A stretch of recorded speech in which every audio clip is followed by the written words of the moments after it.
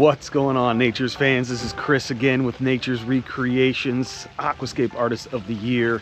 We are out here in Wildwood, Missouri, getting ready to start another core drilled bubbler renovation. This is an old bubbler that was done by the client's landscaper many years ago. We've done some service on it over the years, but it just still keeps causing them problems with getting roots growing into it and having just tons and tons of sediment because this thing is down in a bowl. So we are here to redo this and get them a nice looking functional bubbler. Let's check this thing out.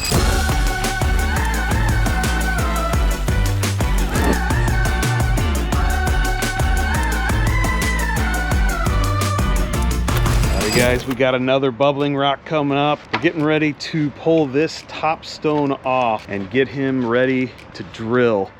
So we've got that 2.5 inch drill ready to go again. We're gonna strap this thing, set it on this pallet for us, and pull it over there so we can do another core drill. But this one is so cool. It's got tons of character. I love all these little nooks and crannies and fissures. We're gonna shoot for trying to bore this thing like right about in center. It's got a pretty flat top, but that's because I want to have water kind of dancing around in different areas. So we're gonna get some rills coming through these little areas to kind of create some real craggy kind of crevice waterfalls. We've also got some over here that water is going to run through, and we might even get a little bit kind of coming off this face. We'll probably pitch this thing just a little bit forward so that we get that water coming off in multiple different spots. But this one's going to be a cool one too. We're actually replacing an old lava rock bubbler that had like a little 3/4 inch hole.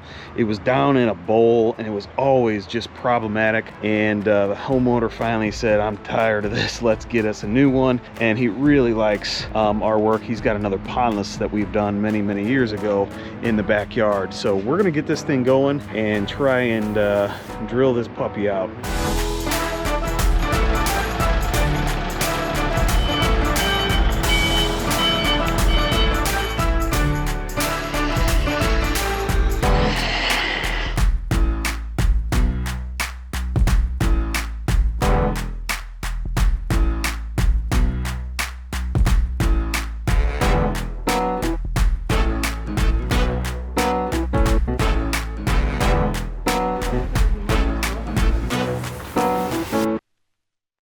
So here is the original stone that they had put in, and you can see there's no edging stones around it to contain any of this mulch and sediment that comes into it, and it just constantly gets full of roots from these surrounding trees and shrubs because there is no good solid edging around it, and it's just a little small for the space. It's worked for them for many years, but right now they're wanting to do an upgrade and get this thing looking a little bit more substantial and a much nicer boulder. So what we're going to do is we're going to rip this guy out.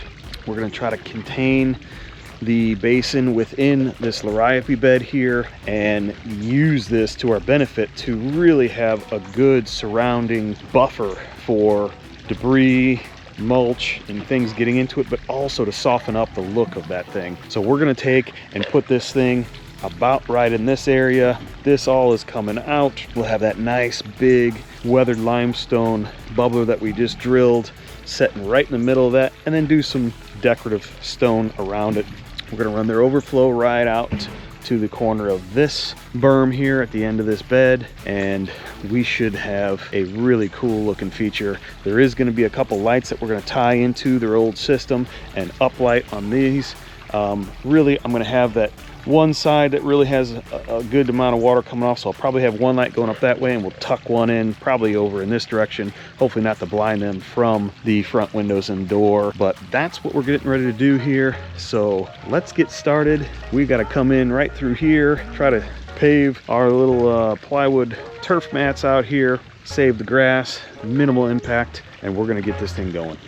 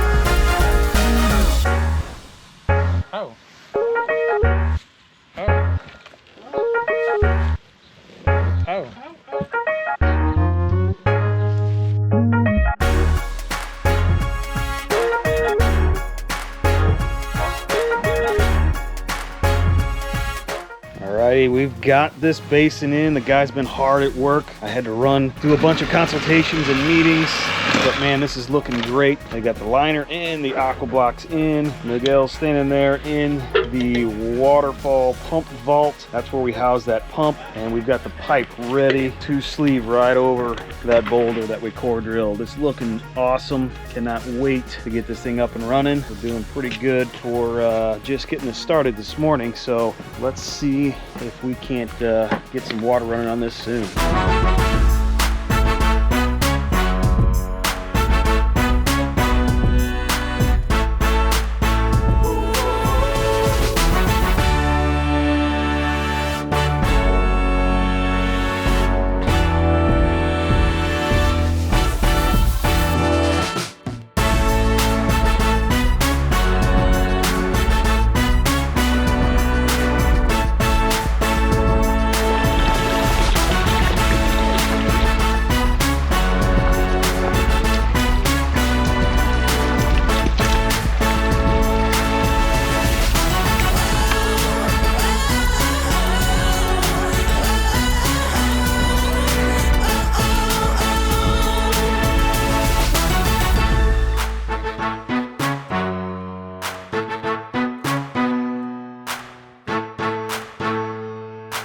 Okay guys, we got this bubbler all wrapped up, cleaned up, running, looking just phenomenal. I love how this larger stone has the presence that we were really looking for. It has the height, it has the mass, the width, the depth, everything that we were hoping to see, because all this liripe out here in front was covering and masking that other old boulder.